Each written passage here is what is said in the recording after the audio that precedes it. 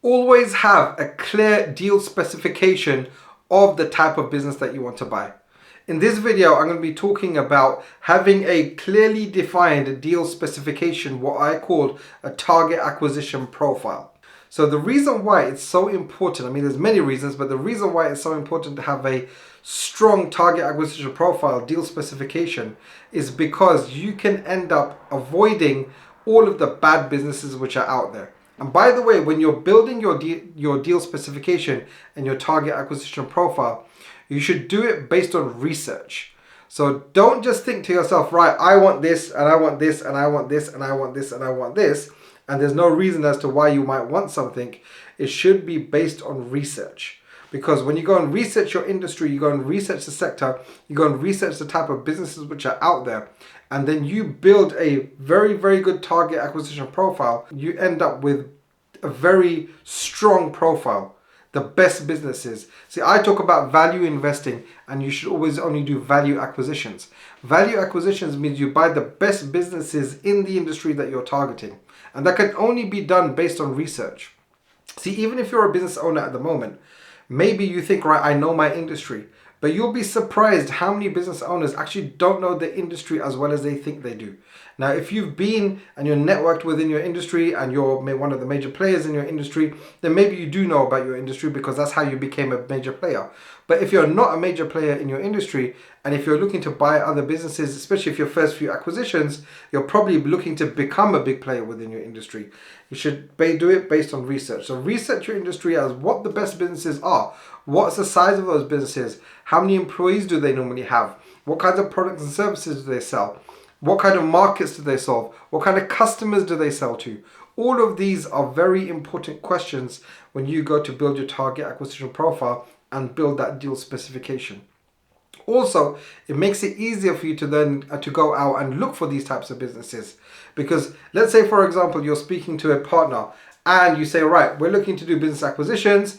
If you know any business which might be looking to sell, then send them my way. Now, they could end up sending you all kinds of crap. Like, in fact, the other day, I had even given my deal specification to a particular partner. And I said to him, right, this is the type of businesses that we're looking at.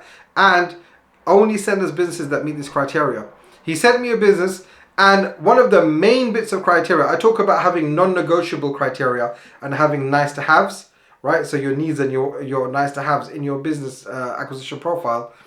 And one of the main non-negotiables that I had, that business that he sent me didn't even meet that criteria. So even though you have a clearly defined criteria and you give it out to these partners, it helps them in identifying. Even though they might make a mistake one or two times, you tell them, look, I told you, look at the deal specification, it's written down. These are the non-negotiables. I need these to be met. If you don't meet these, then I'm not interested, right?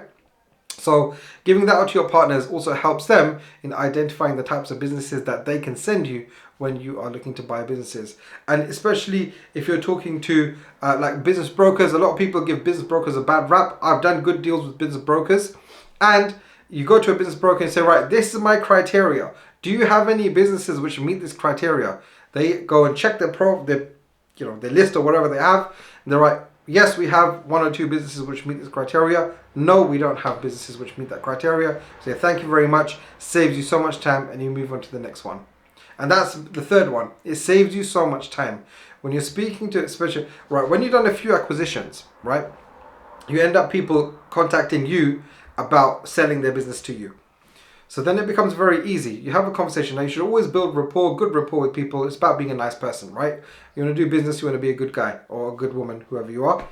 And when you're speaking to these people, you're like, right, how you doing? Why you want to sell? You have to find out if they're motivated, right? Motivated sellers. In fact, I'm going to make a different video based on motivated sellers.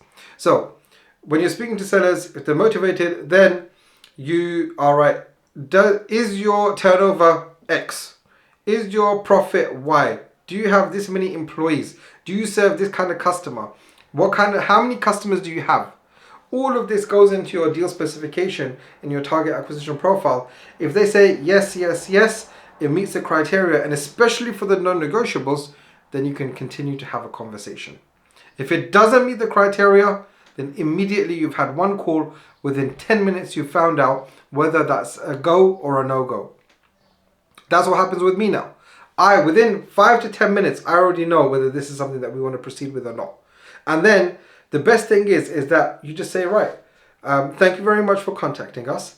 However, this doesn't meet our deal specification. Thank you very much. Best of luck with your business acquisition. I'm sure there'll be other people who are willing to buy your business. Now that might be a lie, because most businesses are crappy and they're not worth doing a business sale for, or not worth business acquisition.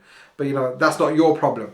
Your responsibility to you as an individual, as a responsible business owner, as an entrepreneur, is to ensure that you're doing the best deals based on your industry. And you should, in your deal specification, you should have value investing principles in there. So what is the type of business? Does it have a moat? Yeah. So if you want to learn about value investing, just watch all of Warren Buffett's, Berkshire Hathaway's annual meetings. You'll learn all about value investing from there.